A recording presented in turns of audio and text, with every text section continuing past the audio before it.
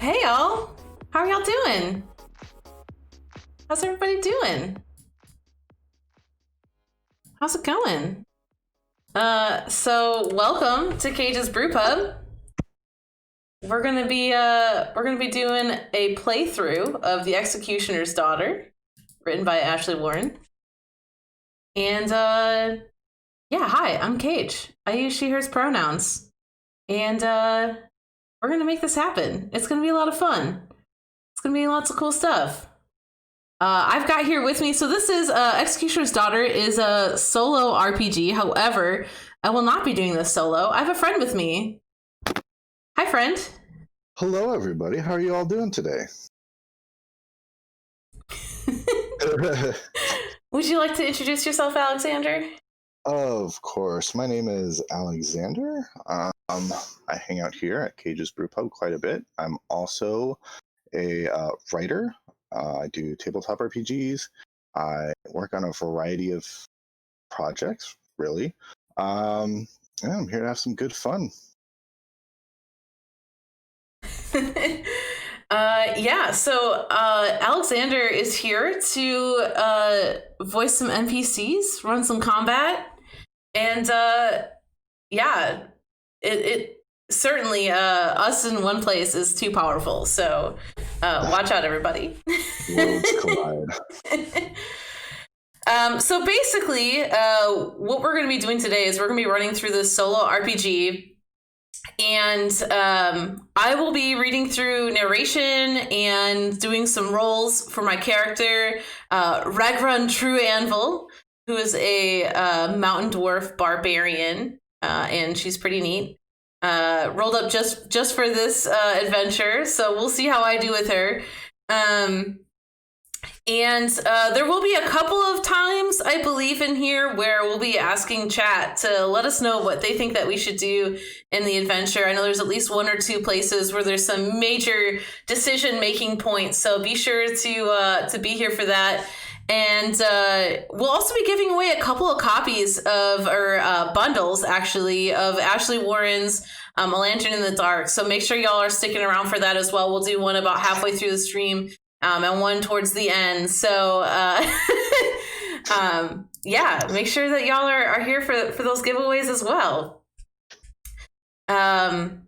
Yeah, so this adventure, actually, I haven't read through the whole thing, so I didn't want to spoil too much. I just kind of read through to get the general idea of what how this will play through. But one thing that I really enjoy is that Ashley puts in here a list of what you need. So we've got a full set of dice here, which is one of the things. I have my character sheet up on D&D Beyond. Alexander is equipped with a piece of paper to track encounters. And the optional piece was a good drink and a good playlist. So I've got my drink here. Y'all are just listening to some Get Hype music. So, hey, Punk, thank you so much for gifting that sub-describe mind. Oh, you're so sweet. So I think we've got everything that we need. So let's go ahead and get started.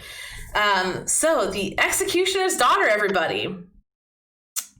In the shadow of the stone tower that looms above the plaza, it is cool, but the many bodies standing in close proximity have made the air humid. The din of the crowd swells, and between the noise and the heat and the anticipation of what's to come, the atmosphere is stifling. You have found shelter and shade under the arched porticos that protrude from the edifice. Thick stone bricks comprise the walls and structures encased within the Plaza of the Sun, an ironic name, for the tall walls block out most of the natural light, and everyone stands within its shadow.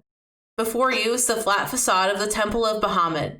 Above the large arched door hangs a beaten metal shield, emblazoned with the profile of a dragon. To the left is a half-circle dais. The stairs lead to another large door, the entrance to the king's palace, where the ruler and his family reside. Atop the dais are 3 chairs, one for the king, the queen, and the princess. And to the right, attached to the temple, is a tall, cylindrical tower. The top of the tower is ringed with triangles resembling a crown, and a small spire protrudes from each point. The structure is simpler than the others, adorned with only one slatted window toward the very top and a small wooden door at the bottom. Under your feet, the stone is grouted with blood. On any other day, your visit to Soldra would likely consist of a stroll through its bustling market, a luxurious meal of fish and rice on the beach, and perhaps an afternoon visit to the Temple of Bahamut to see a musical performance. But you've arrived in Soldra on its strangest day, and the whole city is tense, pulled taut like a bowstring. You've overheard mutterings that today is the day of sacrifice, a ritual revered by the people of Soldra. Soldra treats this day like a festival, despite the darker reality. The citizens are bedecked in jewel-toned finery, and the city has been scrubbed clean. King Augustine presides over the ceremony, joined by Queen Catalina and their daughter, Princess Augustina. Soldra respects the king, for it is under his rule that Soldra has continued to enjoy peace and prosperity. All right. Whew. I don't know about y'all, but this is exciting. Okay, so the first roll of the game, everybody. So we're going to figure out what we know about this event. So I get to roll an intelligence, either a religion or a history check, which is the same for me. I have +2 on either one of those. We're getting some fun facts in chat, so I hope y'all are paying attention to that. So Agostino is the name of the person who led their walking tour in Barcelona. So shout out to Agostino, wherever you are. All right. Ooh, that is only a 10. Yeah. So since I rolled less than the desired DC, you've heard enough chatter in the city to know that an offering is about to take place. A woman will be sacrificed to appease the dragons who used to frequently attack the city. You're not sure how the sacrifice is enacted, but people speak of it with both fear and fervor. Fear that one of their loved ones will be chosen, mingled with a sense of relief that the sacrifice will ensure another year of freedom from dragon attacks. Whew, that's a lot, chat. That's a lot to take in. Okay. So, a blessedly cool breeze meets your skin. As you turn to find the source of the fresh air, you see that the crowd has gone silent and parted. An older man steps forward, dressed in a long black tunic that brushes the tops of his bare toes. His head is freshly shorn, covered only in a sheen of perspiration. His face is long and weary, and dark half-moons sag under his eyes. A thick silver chain is fastened around his waist, and on his left side hangs a sword in a rectangular scabbard. From the corner of your eye, you see a gray-haired woman in a gown of the color of sapphire whisper to her companion dressed in rich purple. "It's the executioner," she says. Her harsh whisper holds scorn and disgust. The eyes of the crowd narrow at the man as he finds a place next to you. He is tall and wiry, and his line of sight extends over the heads of the crowd. Soldra's citizenry is relatively homogeneous. Around you is a sea of dark hair and dark eyes and fair skin protected from the sun with parasols and ornate scarves draped loosely over faces and shoulders. The executioner's black robe accentuates his pallor, and his eyes are a pale, watery blue. His furrowed brow gives his face a severe, dour look. The woman in gold nudges her companion. "You shouldn't speak ill of him. He does the king's bidding. He only condemns those who defy Bahamut. I don't care. Anyone who does a gruesome job like that and doesn't crack from the weight of it disgusts me." Her friend sighs and fans her face with a gloved hand.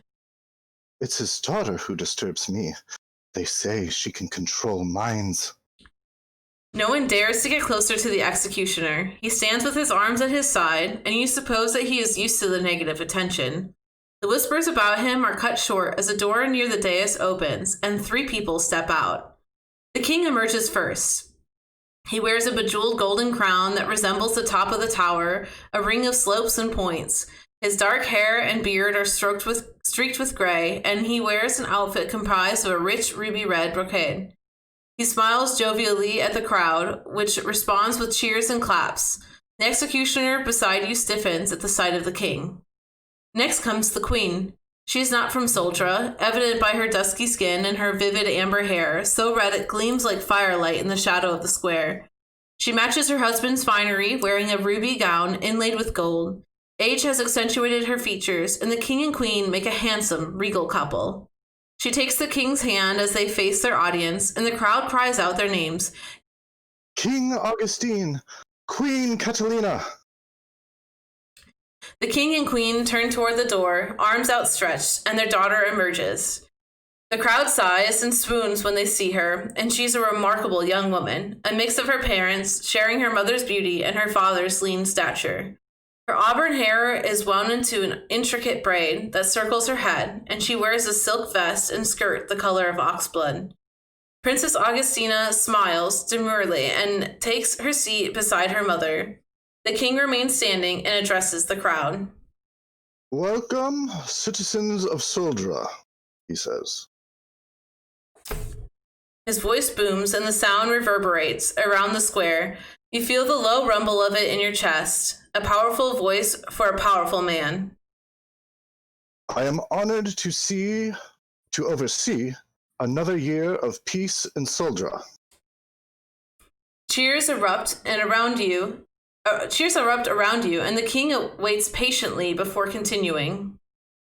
Soldra's peace and prosperity is hard won, he says. Our people have sacrificed much, and we continue to honor Bahamut with our annual ceremony. I thank the loyal members of my court for their vigilance in protecting Soldra from the heresy and from those who would disrupt our rituals and way of life.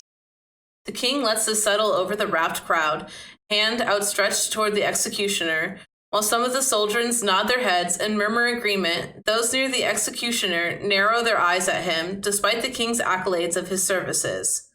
The king smiles and claps his hands. Let's begin the ceremony. As is tradition, Priest Nahim will select this year's offering.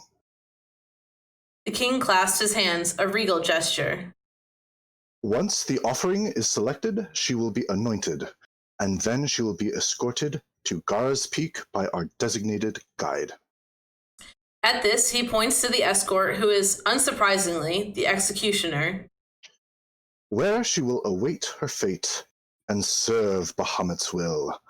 High Priest Nahum. The king's voice is authoritative, and you are sure it can be heard through the thick stone walls. The door of the temple opens. A tall, dark gold dragonborn steps outside, dressed in long navy robes. His appearance is jarring, a stark break in the homogeneity of Soldra's citizenry. The same profile of the dragon depicted on the shield above the temple door is embroidered on the dragonborn's vestments. He cradles a large silk pouch tied closed with a cord. Thank you, my king. Replies High Priest Nahum. He possesses the strong, clear voice of a priest well-versed in public speaking. I am pleased to lead another day of sacrifice. Daughters of Soldra, come forth. The daughters emerge from within the temple, tentative like a trickling stream, but still they must come, relentless as a river. All right, so the second role of the game, we get to see what we notice about the Daughters of Soldra. So I'm going to be doing a perception check. Ooh, that was actually pretty good. Ooh, and I'm also proficient in perception, which is also great because I have no modifier in wisdom. But that gives me a 19. So because I've rolled higher than the DC, your eyes scan the group of girls and women huddled together. While many are young women, many are not. A handful are gray-haired, clasping hands with little wide-eyed girls. Like the crowd, they are dressed in finery, scrubbed clean, lacquered and rouged, and powdered like dolls. Each wears a large silver amulet engraved with the dragon's profile, the holy symbol of Bahamut. One woman stands out among the rest. Her expression is sincere, so very different from the neighboring expressions of fear and turmoil. She wears a simple black dress made of rough linen. Against the black fabric, her long flaxen braid glints like gold in the low light. She wears simple leather sandals, her wrists and ankles bereft of jewelry. You watch as she scans the crowd and settles on the executioner. Across the plaza, blue collides with blue as their eyes meet. The executioner's frown deepens as the girl in black gives him a small nod and a secret smile. Princess Augustina stands, smooths the front of her dress, and descends down the dais, joining the rest of the daughters. Queen Catalina watches the princess with worried eyes, white pursed lips, and white knuckles. High Priest Nahum tugs at the pouch's cord and it blooms open. He gives it a shake and the contents shift and clink. Each of the coins in this bag bears the name of a daughter, he says. Each coin has been blessed by Bahamut himself, forged from the metals found in the depths below Garra's Peak. He glances toward the sky as if waiting to see the shadowed silhouette of a dragon, but the sky remains cloudless and blue. Bahamut, we present you with this offering so that you may shield us from those who seek to do us harm. We thank you for Soldra's protection. High Priest Nahum reaches into the pouch and pulls out a coin. His eyes widen and he chokes on the name as he reads it out loud. Princess Augustina. The crowd stares, the way the faces of skeletons and catacombs have decomposed, with mouths open. The queen's anguished scream cuts through the shocked silence, and the crowd erupts in shouts and cries of agony. Select another name! Someone shouts from across the plaza. This elicits both cheers and noises of dissent. That's not how it works. Another Soldra yells above the chaos. The offering is chosen by Bahamut himself, and we must obey. High Priest Nahum glances back and forth from the coin to the king. The priest is in a dangerous position now. He has just condemned the princess, Soldra's heir, and the king's only child to death, definitely ending the Augustine line. The executioner, too, is quiet, for he will have to escort Princess Augustina to Garra's Peak and leave her for dead. Maybe Bahamut will show her mercy, offers another Soldran. We don't know for sure what happens to these daughters. Several voices overlap in response, giving the same rebuttal. We know that they never return. That's the whole point of the offering. Haven't you seen the bones on Terran Trail? The shouting escalates and swells. Chaos ferments in the humid plaza. The queen shouts at her husband. Do something. Princess Augustina is in tears, looking helplessly at her parents. Many Soldrans crowd around her, consoling her and reaching for her hands. The daughters disperse, finding their families, sagging in relief at being spared another year. Take her instead. The woman in blue flings out her hand and points at a daughter dressed in black, who lingers near the doorway of the temple. The crowd quiets immediately as the young woman looks calmly at her condemner. You watch as the daughter's eyes, such a vivid cornflower blue that you can see the blueness from across the plaza, travel from the outstretched finger to the executioner. The daughter smiles at the executioner and nods. I will take the princess's place, The young woman says, turning toward High Priest Nahum. Bahamut asks this of me. The executioner balks and cries out. Dominica, no!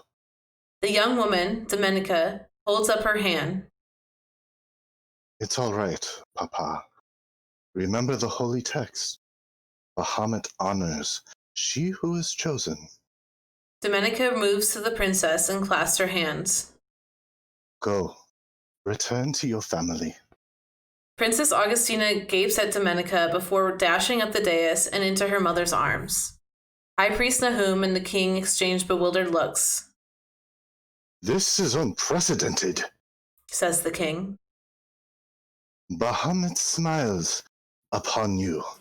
Nahum says jovially to the king, regaining control of the ceremony. He beckons to the lower priests lingering behind him. A daughter has been selected, and now we must proceed. Where are the wreaths and oils? Ah, thank you, Priestess Mara. You ask this of me, that I lead my own daughter to her demise. The executioner interrupts. He fixes the king with a steely look, and you can see how years of killing on the king's orders have taken a toll. You have led many daughters of Soldra to doom, responds the king. You dare challenge the will of Bahamut? Your daughter's will? My will. You who has always acted as my faithful servant. The crowd once again begins to argue. Send her alone! Someone shouts. She's no good as a sacrifice. If she dies before she gets there, another retorts. The executioner's defiance wavers. The tears on his face fall in silent rivulets, and he looks truly harrowed. I cannot. Do not ask this of me. The plea is directed toward his daughter, not the king. High Priest Nahum intervenes, cradling a small bowl of oil. Perhaps another will accompany her in your stead. He looks out into the crowd. Is there anyone willing to serve as Dominica's guide on the ascent to Garra's Peak? All right, chat. This is where you all come in. You got to help us make a decision here. So our options are, yes, we'll take her to Garra's Peak. We'll go with her, but for a price. Or we say nothing and just continue observing. What do y'all think? Give y'all a couple of seconds here because I know there's a lag. Gives me some time to have some sips here. Also, thank you all for showing up tonight, this afternoon, whatever. I usually stream at night, so it always feels like tonight when I stream, but appreciate y'all coming out and hanging out with us during this very special one-shot. But I want to hear from y'all. Should we take her to Garra's Peak, do it for a price, or say nothing and just continue observing?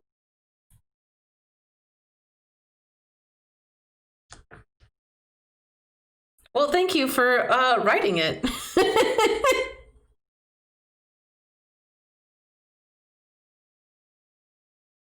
Anybody have any opinions?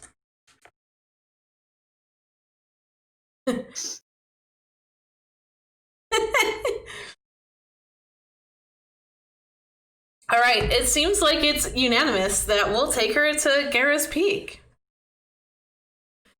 Yes, I'll take her to Garra's Peak. The crowd turns to face you as you proclaim your intentions. Very well, says High Priest Nahum. As Dominica's escort, you are tasked with delivering her as the offering to Garra's Peak, which entails a treacherous climb up Terran Trail. To aid you in this journey, the Temple of Bahamut presents you with this. High Priest Nahum steps forward toward you and hands you a common potion of healing. Oh, dope. Yes. I'm going to add that to my inventory. Otherwise, I'm going to forget that I have it. Damn, chat, we get a potion of healing. Yes.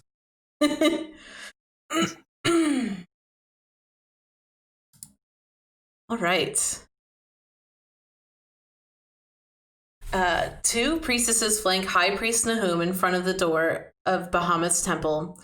The priest holds a bronze bowl full of fragrant oil. He dips 2 fingers into it, then presses his oiled fingers to Dominica's forehead, chin, and the hollow of her throat, and recites something in Draconic. As I don't understand Draconic, the words High Priest Nahum speaks are harsh and throaty, filled with edged consonants and guttural vowels, and you assume it is some sort of prayer. High Priest Nahum passes the bowl to the priestess on his right, who hands him a tightly wound circlet of laurel. Dominica lowers to her knees, and High Priest Nahum places the wreath atop her golden plate. Bahamut guides you, Dominica of Soldra, says the High Priest Nahum. The priest leads the procession to the city gate. Curiously, the executioner remains silent as he walks beside his daughter. Soldiers who weren't present in the plaza peer out of their windows, eager to see who was chosen for the offering. The procession reaches the gate and stands idly before the large wooden doors that lead out of the city. On High Priest Nahum's command, the guards on the parapets above heave open the gate.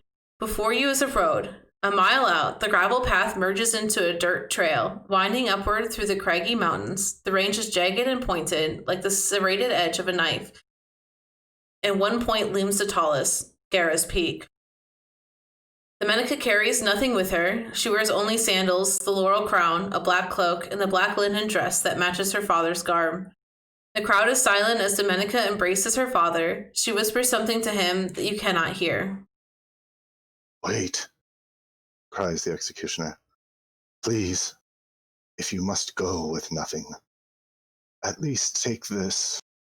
He hurries toward his daughter, unbuckling the belt and sheath around his waist, and hands the blade to Domenica.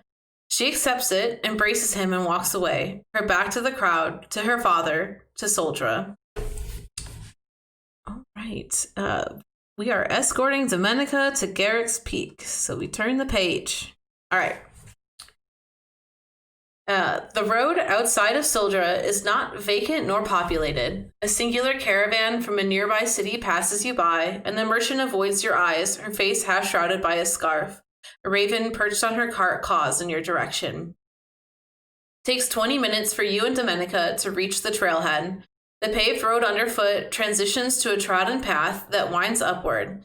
A weathered wooden sign on the left reads Terran Trail in both common and draconic.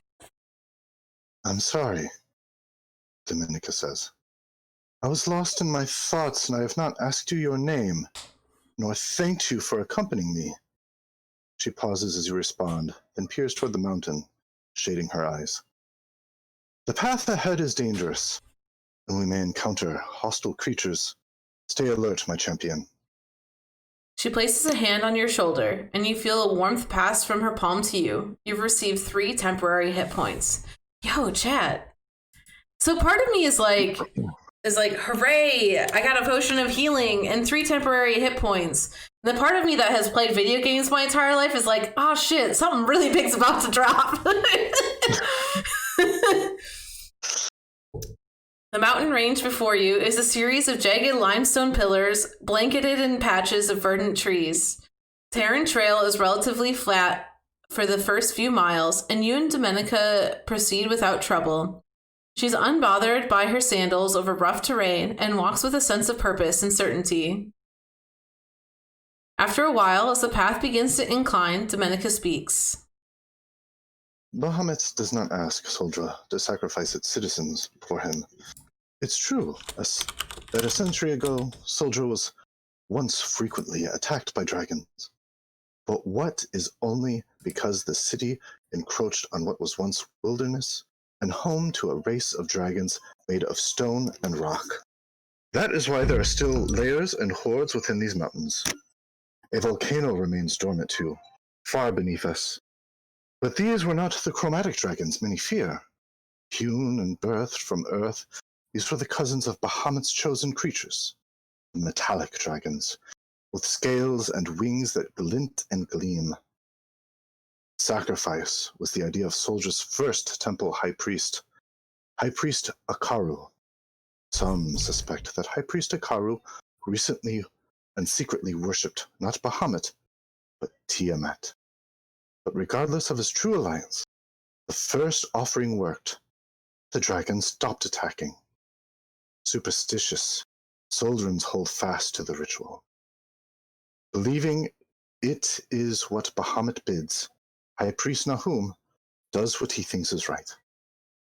Those of us who have tried to claim otherwise are silenced. The king commands my father to execute those who speak in defiance, and my father dutifully obeys, although in his heart, I think he knows the truth.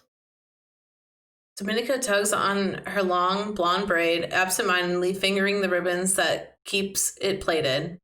The smells of laurel leaves and sandalwood oil, a pungent and pleasant aroma of spice and musk. I was once visited by Bahamut as a child. He told me, one day you'll be called upon to lay your life down, and I want you to answer the call. And I promised I would. In return, he infused me with his power, which I then used to aid those in suffering. But those who witness these gifts fear and scorn me. She looks upward and you follow her gaze. The sky overhead darkens, easing into an ominous, heavy cobalt. Girls like me are always... Oh, sorry. Oh, that's okay. Girls like me are always the first to be sacrificed. I promised Bahamut I would do what he asked. Still, I hope to not become another pile of bones on this earth.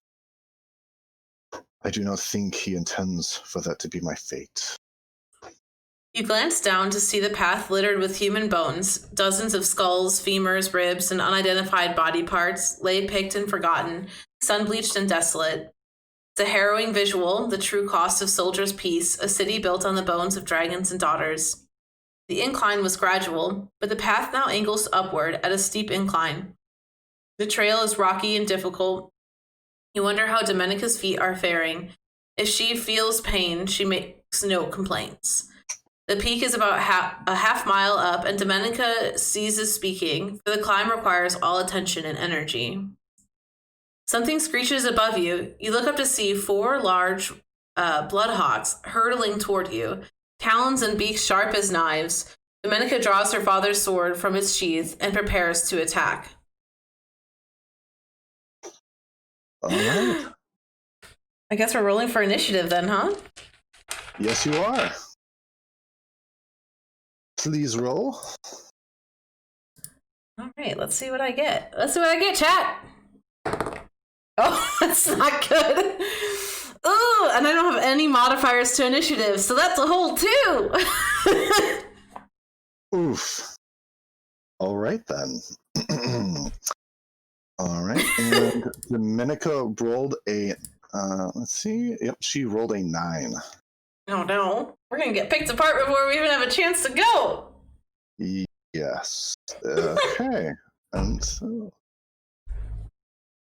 all right.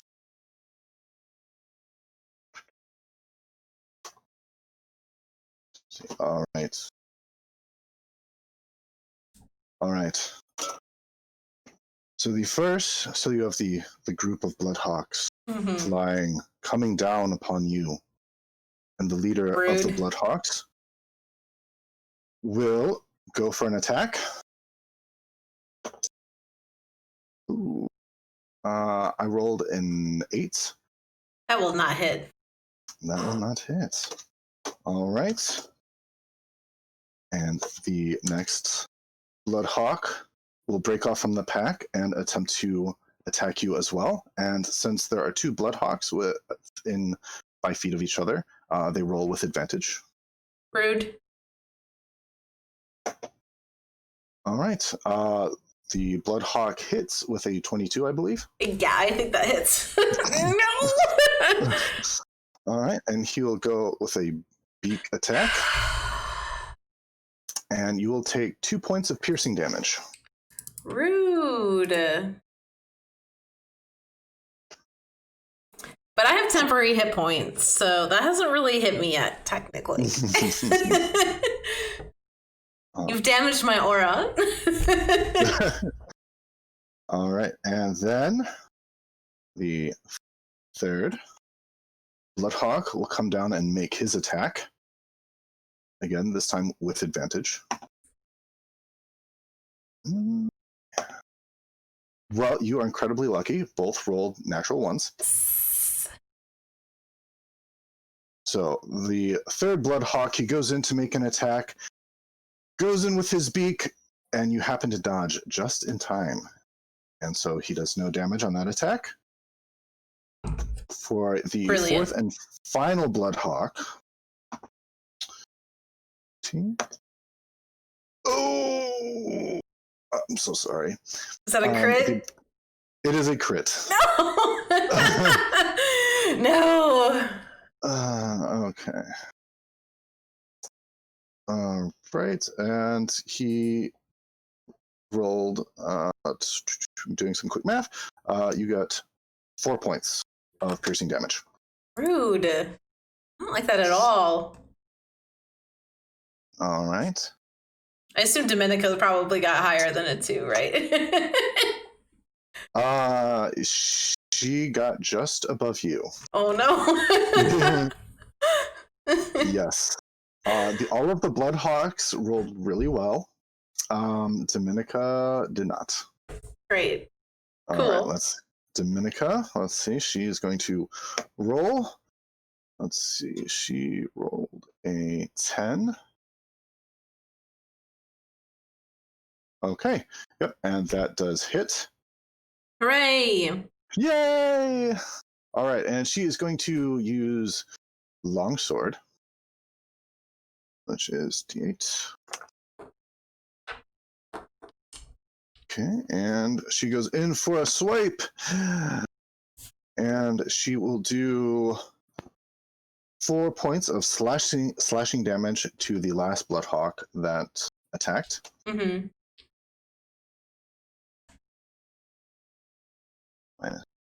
All right, and you are up. Yeah. So the 4 Bloodhawks, they have swooped down, and they are kind of in front of you. They're sort of in a line, beating their wings. They are waiting to turn you into a tasty meal. Well, first of all, I would like to rage. Go forth. And I am my what is it called? What do they call that? Anyway, I have the storm aura, the sea storm aura. All right. So when I start my rage, as a bonus action on each of my when I start my rage and as a bonus action on each of my turns, one creature of my choice in my aura takes lightning damage, dependent on a dex save. So yes, Kage would like to rage. Kage would like to rage. Chat, for those of you that are subbed, let's see some rage emotes in chat for this rage, because that's what I need right now. Anywho, so I'm gonna target the one that's injured right now, and it needs to make a dex save. Dex save it is. All right. Ooh. Dirty 20. Oh, rude. Okay, well, it still takes half damage on a success, so okay. We'll roll my d6. It takes 1 damage. 1 damage. Ooh. So I rolled a 2. That Bloodhawk is looking a little injured. Okay, well that's good. And then also, where is that? Is that considered a bonus action? No, it's not. Where do I have that? Yes, so when I make my first attack on my turn, I can also decide to attack recklessly, which gives me advantage.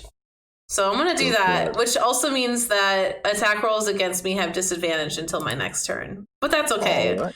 I'm mad. Right. I'm mad. So I'm going to attack with my great axe with advantage on that same burb. All right. And that is on my Venture Maidens die, in fact. A 15 to hit. Oh, yeah. Oh, dope. Oh, yeah.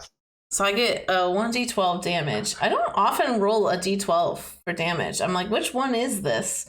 Oh, that's only 1 point. Well, 1 plus, I get, what is it? 1 plus, so I get 3 points of damage. Wham, wham. 3 points?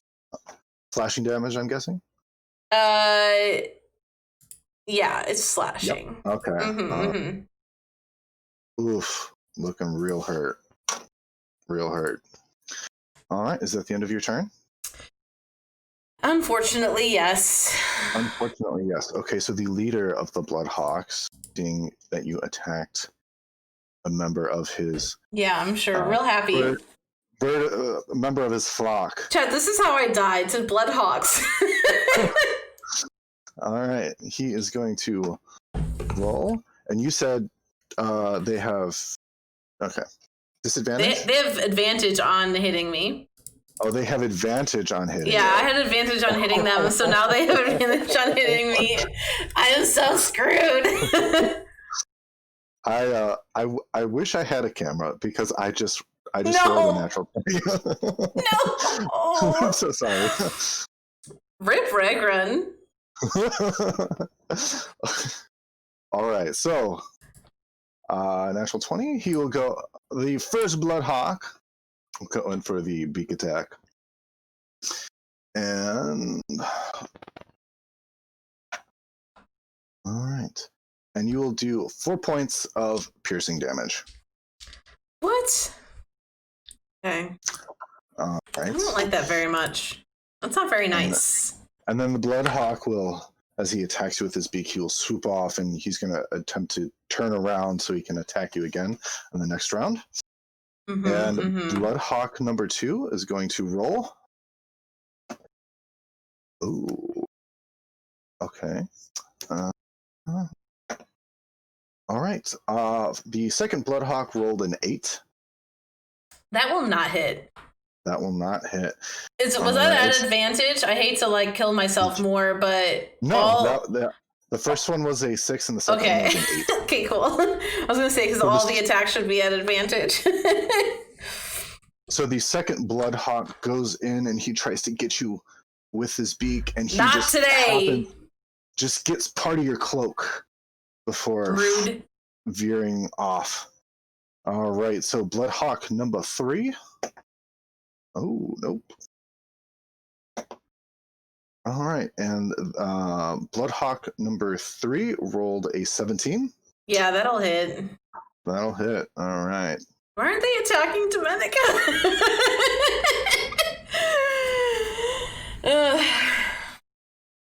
Guess it's because I went after them pretty hard. The rage factor. Yeah, that whole rage thing. Okay. Now, Bloodhawk number 3. All right, he rolled a 4. So take 4 points of piercing damage. Rude. Chat, this is not looking so hot. It's not looking so hot. All right. Bloodhawk number 4, who sees Dominica in the background and sees that looking around, and decides that he is going to attack Dominica. All right. Good, yeah, go after her. All right. So Bloodhawk number 4 swoops in, and Dominica just happens to sidestep out of the way just in time, and the Bloodhawk misses. Good. All right, you are up. Well, I am. I'm sorry. Did you say did Dominica just go? Dominica. Oh, I'm so sorry. Okay. Yep. She's next. No, she's next. I apologize. All right, so Dominica is going to attack. You got this, Dominica! Ooh. Dominica, while she is adept to holding a sword, she is not very used to fighting with a sword, and swings and misses at Bloodhawk number 4, who happens to kind of flap out of the way. So Dominica's turn is done. Okay, well, I'm gonna use my bonus action to quaff this health potion, because y'all, I don't like this. Okay. Oh, that's a 4 on the first D4, so I'll take... Oh, I rolled 2 4s! Maximum health! Okay, so I get 10 points back, y'all. Ooh, very 10! Nice. I'm glad that I waited until I could take the full health. I'm still 1 point lower than my max. Okay, but with my action, I'm going to swing at number 4 with my great axe again. And it's my first attack, so I will do it recklessly. Even though that didn't work out so hot for me in terms of the advantage against me, I'm still going to do it anyway. All right. Ooh, that's a 21 to hit. Both of those were very nice rolls. Ooh. Yes, you definitely hit.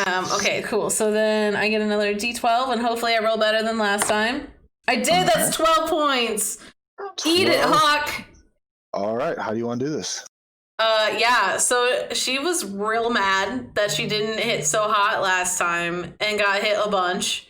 And so she, like, quaffs this healing potion, and you can just see, like, the rage in her eyes. And she just, like, because it's, like, a reckless attack, she just swings madly at this hawk and just, like, slices and dices the crap out of it. Mm-hmm. Very nice. Yes. All right. 1 down, chat. 3 to go.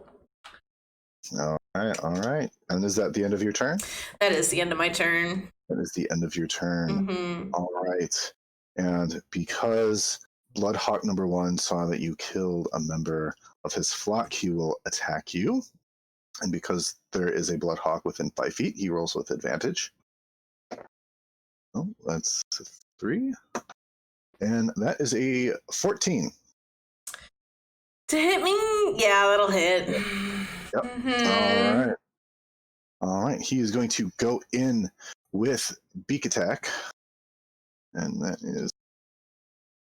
is you will take 1 point of piercing damage, please. Oh yeah, 1 point. Psh, psh. I shouldn't get too hasty. All right. And that is the end of Bloodhawk number 1's turn. Bloodhawk number 2 is also going to join in the fray because a member of his flock was attacked. Yeah.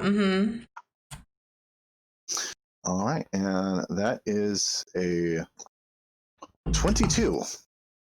Yeah, I think that'll hit. That'll hit? Okay. Yeah, I think that'll hit. All right. So Bloodhawk number 2 goes in and gets you square right in the chest with his beak attack, and you will take 4 points of piercing damage, please. Yeah, what's with these hawks? You should be the one that's asking that.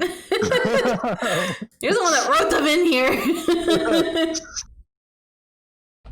All right. Yeah, if a 22 didn't hit, I'd be a really OP level 3 character. All right. And Bloodhawk number 3, seeing that Dominica used her sword in last round, is going to go and attack Dominica. But because Dominica is kind of standing a little bit off to the side of you, this Bloodhawk will not have advantage on the attack. Hooray! All right. And that is, let's see, okay. I swear I can do math. That is a 12, so that hits Dominica. And so the Bloodhawk will swoop in and kind of try to nip at her ear with his beak, and he gets a little piece of her ear, and she will take 1 point of piercing damage. I don't like that at all. All right. It is... Oh, now Dominica's turn. Yeah. All right, Dominica, who... Get him back, Dominica! Or a bard, I'd be giving you inspiration. Did not like her ear being nipped at. Will swing with her longsword. All right, and she rolled a 16, which will definitely hit the Bloodhawk. And let's see, 8. Oof, all right. Dominica, just in the nick of time as the Bloodhawk happens to pierce her ear, swings her longsword and does 5 points of slashing damage to Bloodhawk number 3. Solid. So Dominica has drawn blood. And that is the end of Dominica's turn. Your turn. Is that the only one that's damaged right now? Bloodhawk number 3, yes. Okay. So with my, cause I think, hold on, let me make sure I'm reading this right. I'm trying to see if, I think I can use my bonus action to cast that lightning down on each of my turns. Okay. This effect activates when you enter your rage, and you can activate the effect again on each of your turns. Would you say that that hawk is within 10 feet of me? Yes. Awesome. Well, I am going to have it roll me a dex save. Dex save. All right. Oh, okay. He rolled a 6. Oh, yeah. So he'll be taking full damage. Hooray. All right. That is 3 points of lightning damage. 3 points of lightning damage, and that was for Bloodhawk. Number 3, the one that's hurt and attacking her. All right. Ooh, Bloodhawk number 3 is looking really hurt now. All right. And now I'm going to recklessly attack the one of the ones that's in front of me. I don't think it really matters because they're both unhurt. Nope. They're kind of in a flock. We'll do number 1. Number 1. All right. Yeah, these hawks had their Wheaties this morning. This is not even a fair fight. That is a 12 to hit. Oh, his armor class is 12. Meets it, beats it. Yep. I'm gonna swing away with my great axe. You do it. Oh, it was almost a 12 again. That is 9 damage. 9 damage. Oof. You got a good chunk of this Bloodhawk. Also, not that it matters because I killed that last one anyway, but I forgot to add my 2 damage on that 12 that I rolled that last time that killed that one. LOL, whoops. Do you want to add it to this roll? No, because it would have been like overkill on one that I already killed. Okay. I just wanted to point out that it was a really good kill.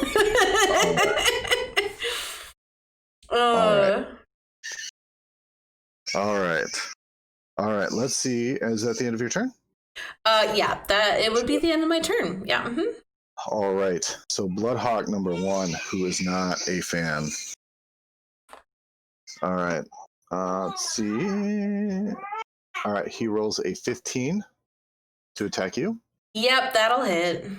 That'll hit. Mm-hmm, All right. So he's going in with his beak attack. All right, and you will take 2 points of piercing damage. Chat, we've already used the health potion. But we got this. We're chipping away at them.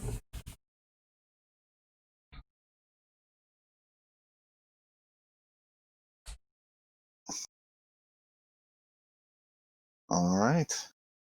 And that is the end of Bloodhawk 1's turn. So you're now going on to Bloodhawk 2, who is absolutely just angry, enraged by you taking such a good, decent-sized chunk out of him. He's going to attack you. This Bloodhawk is bloody angry, right? Oh, he is, especially since he just rolled a natural 20. Rude! How are you critting so much? Like I said, I wish I had a camera so you could see the dice.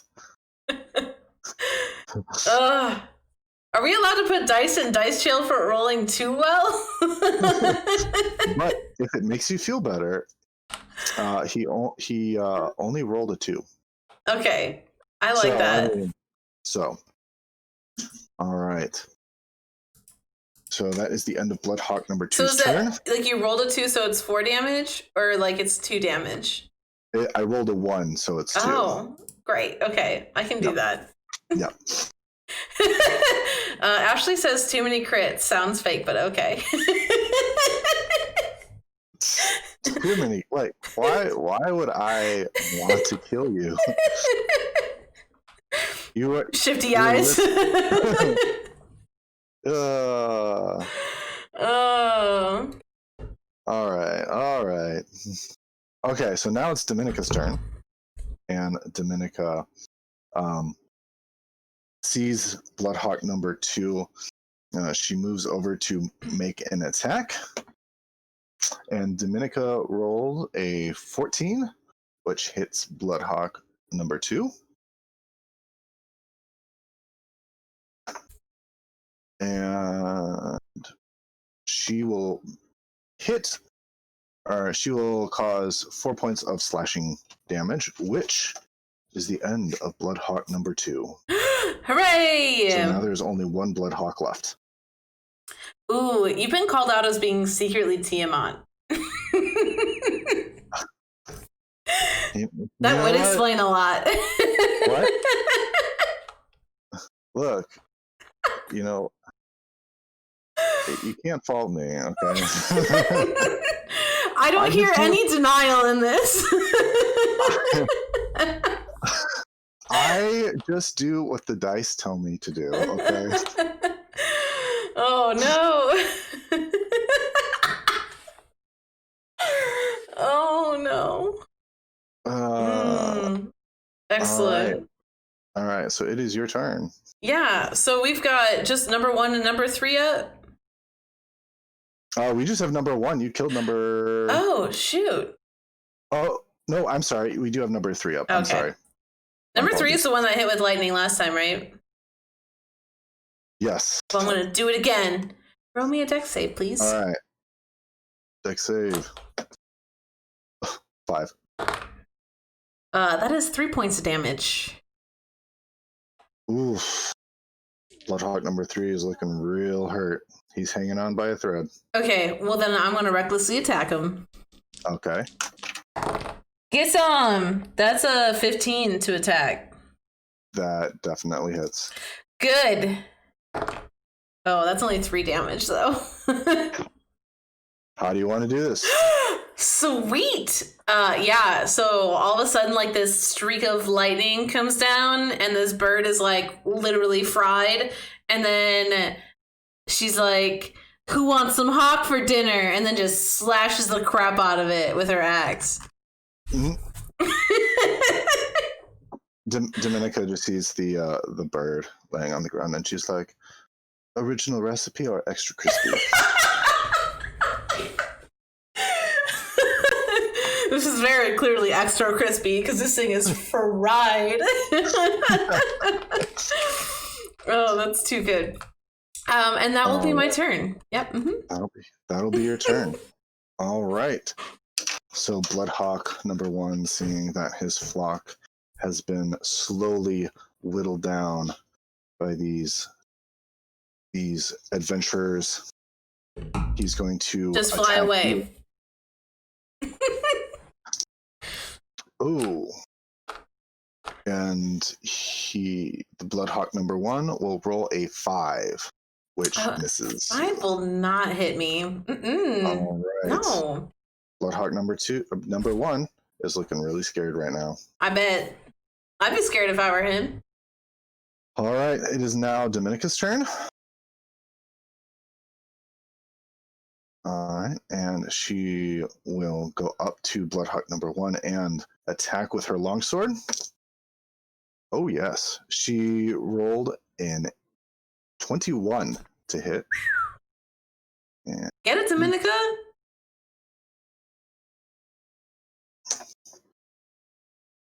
Ooh, Dominica is mad. She went for 8 points of slashing damage. She is not playing. Bloodhawk number 1 is looking real hurt. Oh, but still up? All right. That is the end of Dominica's turn, and it is your turn. Well, chat, I will say this, that once this combat is over, we're going to open up the first giveaway for a Lantern in the Dark. So what I need you all to do is think of what you want the command word to be for this giveaway. So I hope y'all are ready for that. But the first thing that Regrun is going to do is attack with lightning. Oh, so if I could get a dex save, please. All right, that is a 17. Ooh, that will still take half. So it is 1 point of damage that you take. 1 point. All right. Ooh, Bloodhawk number 1 is. Oof. And then I will recklessly attack again, because why not? Oh, all right. Ooh, that's not as good, chat. 11 to hit? Oh. That doesn't hit, does it? You missed. I was going to say it's 12, isn't it? No! All right. And is that the end of your turn? Yeah, that's the end of my turn. All right, Bloodhawk number 1. He is not a happy camper. I bet not. He's going to... I swear, if this Bloodhawk crits on me again... Let's see. All right, that is a 19. Yeah, that hits. All right. And that will be 2 points of piercing damage. Yeah, okay. Dominica, finish him off! All right. Dominica goes up and sees her champion in need and lifts her longsword ready to strike. And she will hit with 14. And she will do 6 points of slashing damage. That sounds good. And ends the life of Bloodhawk number 1. Yes, chat. Yes. Yes. Although we're pretty hurt. Just to be clear. All right. So we're gonna open up this giveaway. We're gonna do it. What do we want this command to be? The shorter it is, usually the better, because, like, y'all gotta type that out. You know what I'm saying? You know what I mean? Just do Tiamat. Since apparently I'm Tiamat. Okay, yeah, let's do. I like that. I like that. Okay. So we're giving away a copy or a bundle of A Lantern in the Dark, which is Ashley Warren's collective works on the DM's Guild. The giveaway is now open. Just type !Tiamat to join. And then in a couple of minutes, we'll close it. Cool beans? Cool beans. I hope Ashley wins the giveaway.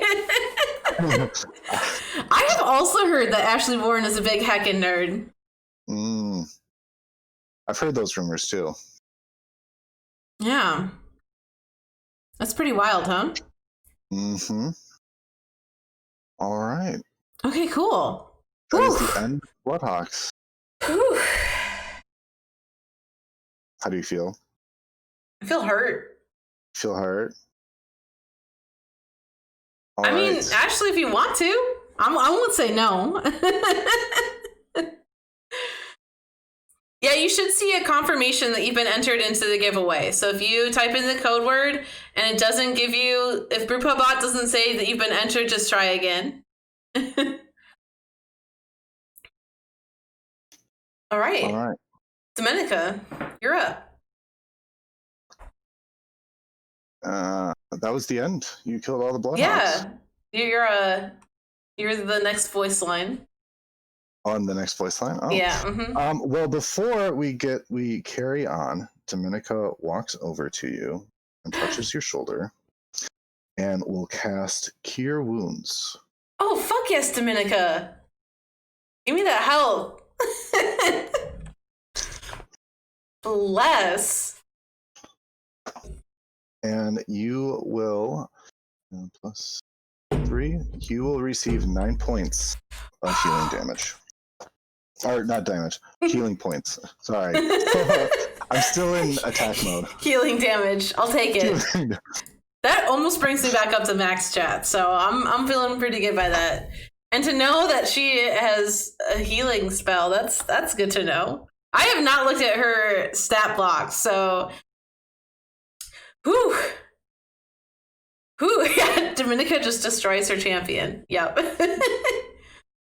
All right, well, I guess before we get into this, do y'all want to make sure you're in on this giveaway, and then maybe we'll just close it up real quick before we get moving into this? I've got a few people in on here. She's got a few tricks up her sleeve. Well, I can't wait to see, because like I said, I have not fully read through this whole thing. I just got enough info to help me run it. Chat, make sure you've typed !Tiamat into chat so you can be entered into this giveaway for A Lantern into the Dark. We'll leave it open here for just a couple more seconds and then we'll close it up. But we are also giving away apparently 2 more because Ashley has been so kind to throw a bundle into the mix as well. So today we'll be giving away 3 total bundles of A Lantern in the Dark. So make sure you type !Tiamat into chat in order to be entered to win. Who's ready to pick a winner? Should we pick a winner? What do you think about that, Alexander? Sounds great. All right, we're gonna go ahead. We're gonna pick a big winner. A big winner.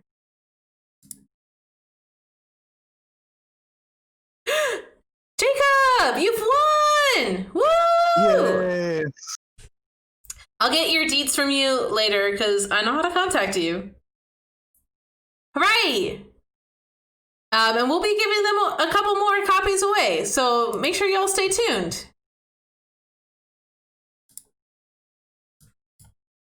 I should probably write that down though, because I'm gonna forget.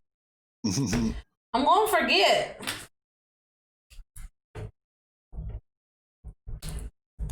Awesome. Thanks, Jacob, for hanging out with us. I hope that you enjoy the stuff that's in that bundle. There's some pretty cool things in there. All right, are we ready to continue the story? Let's see. 1 second. Yes, I will be ready to continue now. Okay, cool. Let's do it up. All right. All right. And we're off. You fought well, champion, Her says father's Dominica. her father's sword is already stained with the remnants of Soldra's traitors, a deep crimson. The hawk's blood shines slick and new, still dripping. You wonder whose blood that blade has seen. She wipes the sword on her cloak and sheathes it. The sun will set in the next few hours. We should hurry so you can return to the city before nightfall. The peak is not far. The plateau comes into view above you. Domenica's leather sheath hits the rock as she climbs. The sound of impact echoes around you. She takes care to not disturb the additional bones that remain embedded in the cracks of rock. There are fewer bones here, and you suspect fewer daughters made it this far. As you go higher, the atmosphere grows thinner and cooler, and a light fog surrounds you. The mist clings to your clothes and skin. At last, you emerge at the peak. It is not just a plateau, you notice now, but a precipice, the large slab of rock upon which you stand, just out over the rest of the range below. The center of the 50-foot diameter plateau is a long rectangle of obsidian, about 3 feet long, the inside carved and cratered like a trench. A sacrificial altar, Dominica explains. First daughter, sacrificed here, Octavia, was bled out. High priest Akaro cut her throat, but her body disappeared, and no one knows what happened to it. Domenica points out over the precipice toward a glow far in the distance. Soldra, nestled in the valley. Beyond the city, miles and miles away, is the sea. The city at dusk, seen through the shroud of mist, is like a candle, flickering as it settles in for the night. The celebrations have begun, I'm sure, says Dominica. A night of revelry, toasting Soldra's year of peace. She says it without bitterness or spite, but with a touch of longing. She turns to you. Now I wait, and you have done your duty, so you should return and join the festivities. Here, she says, unbuckling the sword belt. Please, give this to my father. The sound of flapping wings jolts you, and Dominica laughs. Not a dragon. Not yet. At least, there are hippogriffs who fly here. Look. She points, and you see a grand white hippogriff soaring above you. Its heavy wings beat against the tension of the air, and it regards you and Dominica warily and without hostility. Dominica frowns. As magnificent as I think they are, I wish they wouldn't come here. They are prey to dragons. A low rumble makes the ground quake and tumble. The diaphanous clouds overhead suddenly grow heavy like sodden rags, dark with moisture. A raindrop splatters on your face. The first few drops come tentatively, but a moment later, lightning shatters the sky and the clouds break open, releasing a torrent. You must go, Dominica shouts through the rain. It is not safe for you. Dominica's plea is cut short. She cries out and lurches forward as if struck, and you look around for the attacker. The dragon this time, or another bloodhawk, but there is no one else on the peak beside you and Dominica. You reach for her hand to pull her to her feet, but she cries out again as the back of her linen dress splits open. A giant black dragon wing bursts forth from her shoulder blade, splitting the skin as it tears through. What?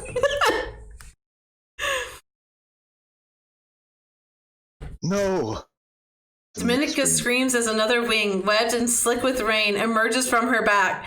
The wings overpower her slender frame as they begin to flap, and she is lifted from the ground. More draconic features sprout from Dominica's limbs as she cries out in agony, fighting against the transformation. Y'all chat, this is the first time I'm reading this. Jagged Sumerian scales cut through her flesh until nearly all of her body has pulled and shifted and mutated into the form of an obsidian dragon. Before her face is engulfed by scales, Dominica cries. Please, free me. Dominica, the executioner's daughter, has transformed into a dragon before your very eyes. A gruesome, agonizing, and awe-inspiring event to witness. The creature hovers before you, flapping its great midnight wings. Oh, what? Okay. Dun, dun, dun. So, this next piece is a passive perception check, and I just make it, so...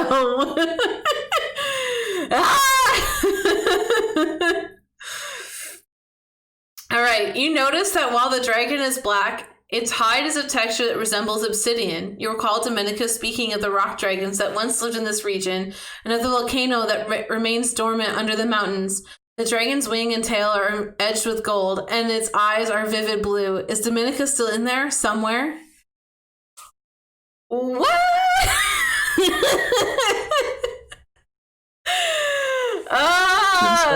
Yeah, all is perfectly normal. Nothing to see here, chat. Woo! All right. The lightning cracks again. The dragon makes a low rumbling noise in its throat, opens its mouth, and exhales a breath of fire, vivid and vibrant against the storm. The rain douses some of the flames, but you're caught in the blast, engulfed in scorching heat, causing 3 points of fire damage. Oof. Good thing she healed me before she turned into a fucking dragon, chat. Oh. The dragon growls again, its body tensing and coiling, readying for another attack. The executioner sword, whether on the ground or in your hands, begins to glow. Oh, it's on the ground. Begins to glow. Just a little burn. Okay, what do we do, chat? I need your help. So do we engage in combat? Do we try to run or hide?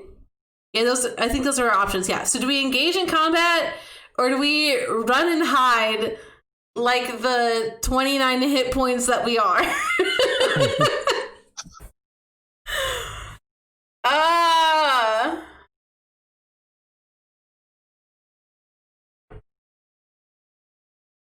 Combat? We're gonna go up against this dragon? Are we after the Bloodhawks, are we sure?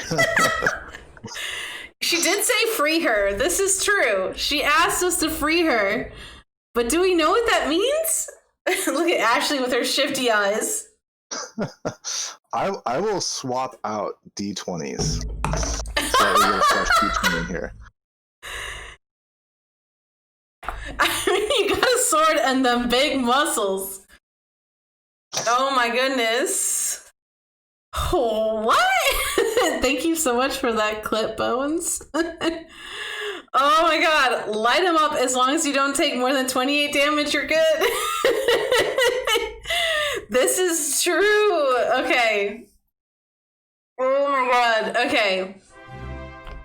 Thank you so much for that follow. Appreciate it. Okay. So we're gonna go up against this big old dragon. Ooh. Okay, I guess that's what we're doing. All right. Let's see. What's her sword like? It's a long sword.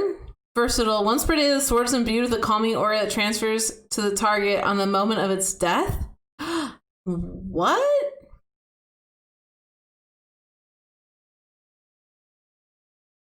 I don't know. I kind of like my battle axe, to be honest. Is that bad?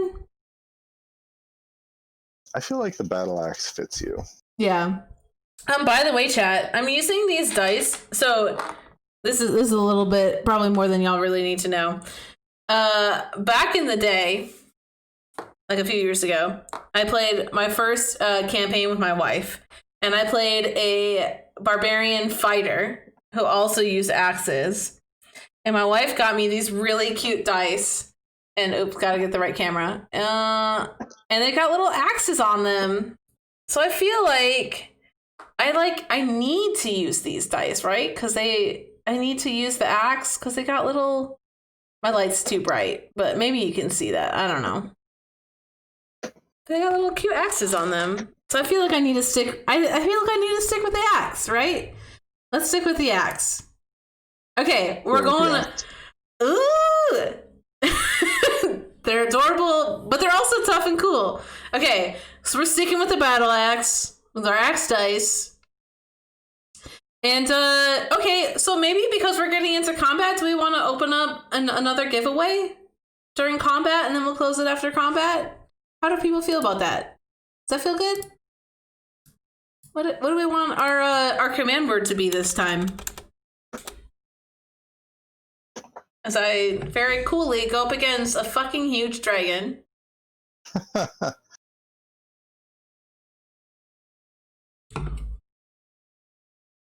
What's our command word, chat? What should we make the command be? Axe dice? I like axe dice. I think that's fair. Good thing she healed me first. All right.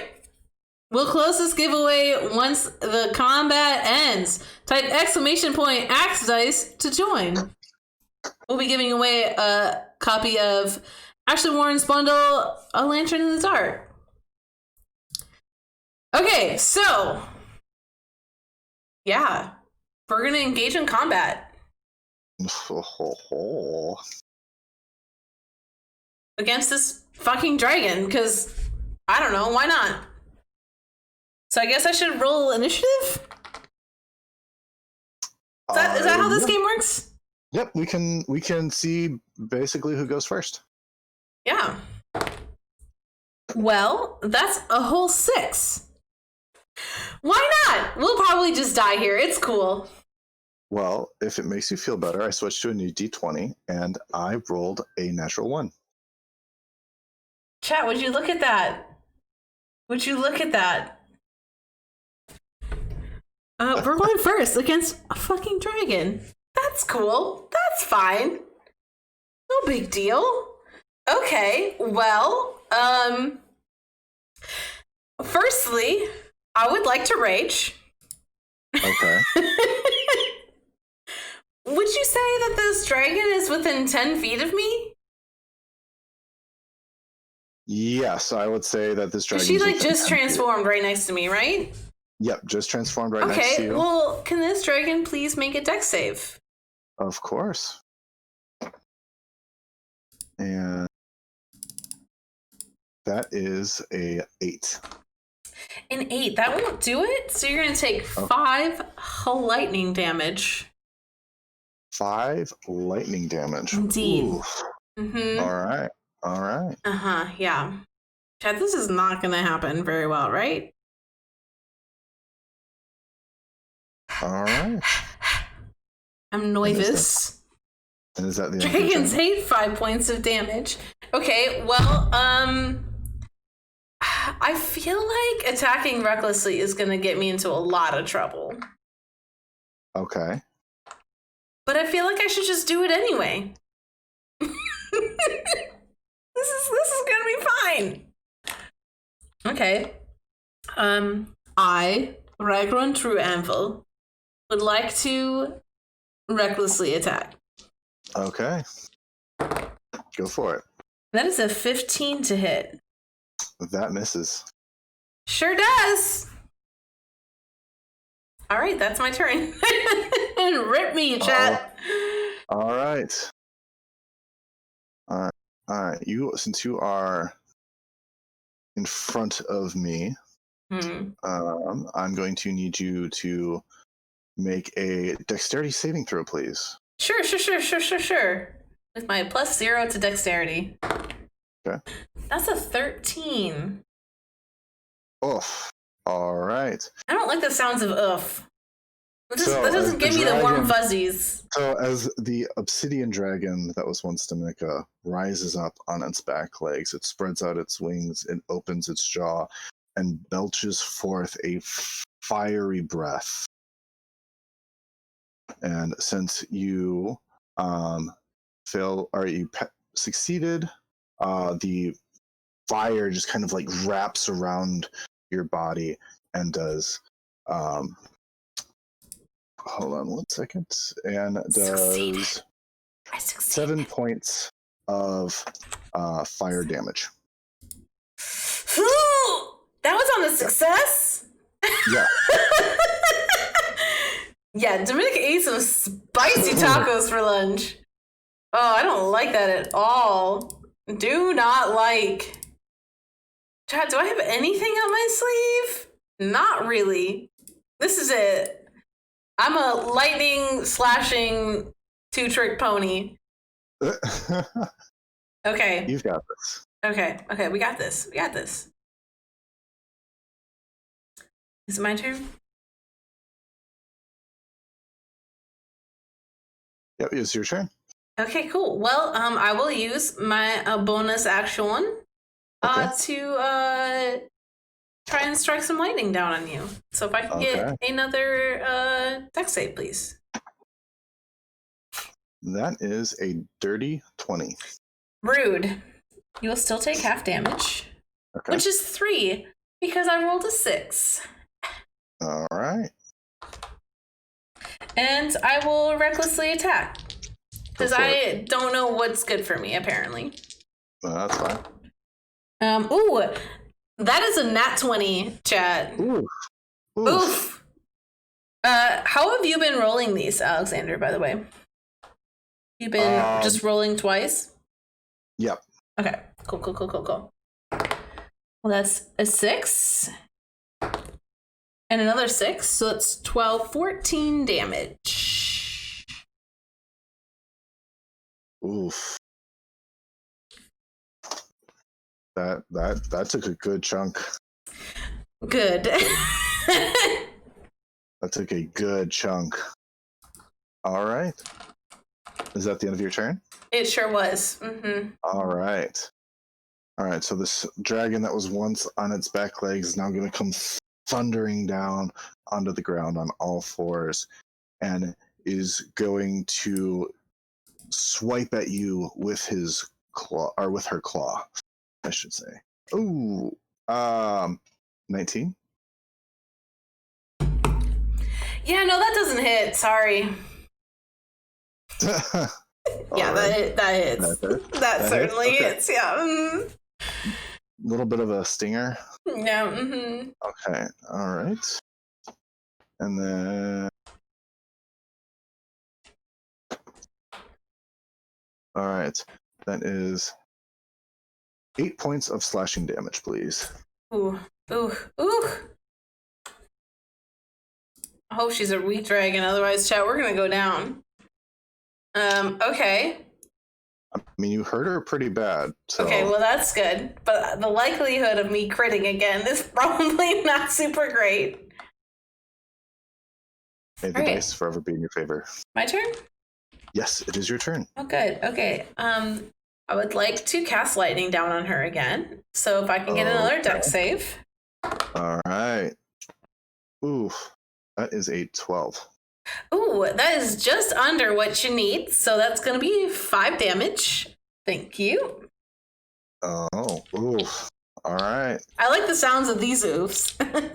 What? I'm going to recklessly attack because I can. Go for it. That is a 19 to hit. That hits. That will be 6 damage. 6 damage. Mm-hmm. All right. Have you ever slain a dragon before? I actually have. You have. Yeah, I have a dragonborn fighter that took out a dragon during Rise of Tiamat. Oh, well, you just slayed another one, so how do you want to do this? What? Chat, we survived! I feel like Ragran would actually do this, like, kind of tentatively, because this was once Dominica, and so she's probably like, will I kill her full out, or is this just going to free her, like she asked?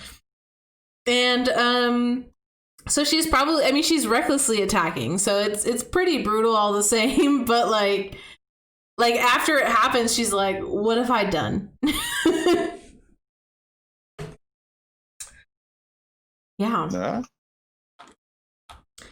Chat, we just took out a dragon.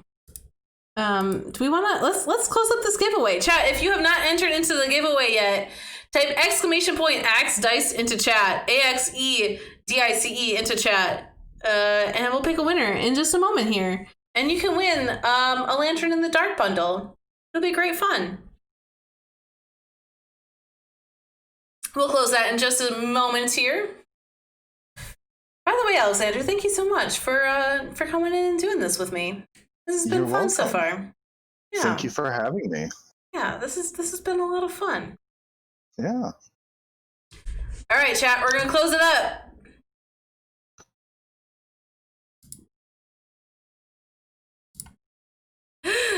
And the winner is...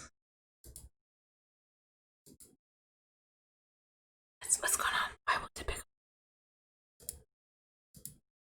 What's happening? It won't pick somebody. Ooh.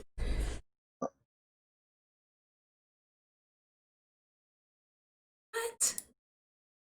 Why is this acting weird?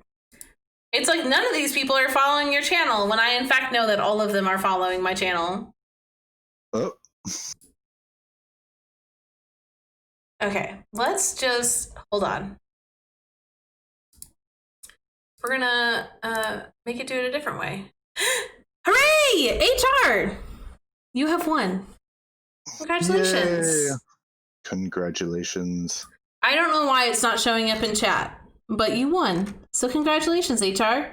I'll get in touch with you, and we'll get you that bundle, and it'll be a lot of fun. I don't know. For some reason, Streamlabs decided to be a butt. It's like, it's the holidays. Why are you having me work? Right? Well, congratulations, HR. We'll get in touch with you and get you that bundle, and it'll be a lot of fun. You should definitely check out, in the bundle, there's Sleeping Giant Mountain.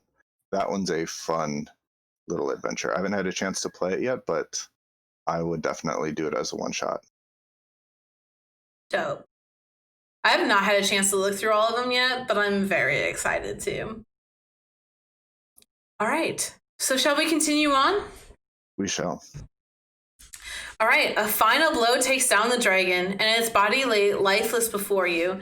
The storm ceases raging, but the rain persists, lacking its early tenacity. You gather your wits and tend to your wounds as night settles around you. I just realized how perfect it was to have like the sea thing with the lightning, and it was like raining. Ugh. It's great beautiful. Visuals. Yeah, it's beautiful. Gone are the sounds of the hawks and other winged creatures rustling nearby. The peak has been abandoned during your fight.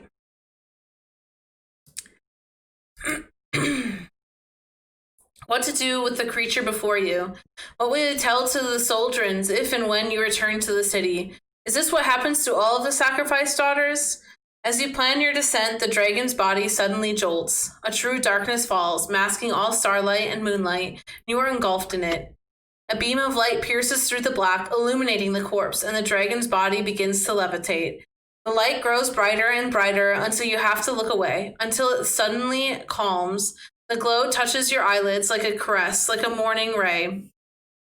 You open your eyes, and it is like morning all around you. The storm lifts and the light pushes away the shadows. The dragon is gone, and in its place now stands Domenica. Her body is encased in shining golden armor, and she wears the laurel wreath like a crown. The only remnant of the dragon is Domenica's shield, the dragon's obsidian wing edged in gold. The silhouette of Bahamut is emblazoned in black across her chest. Her father's sword appears in her hand, and it is no longer metal, but jet black, matching her shield.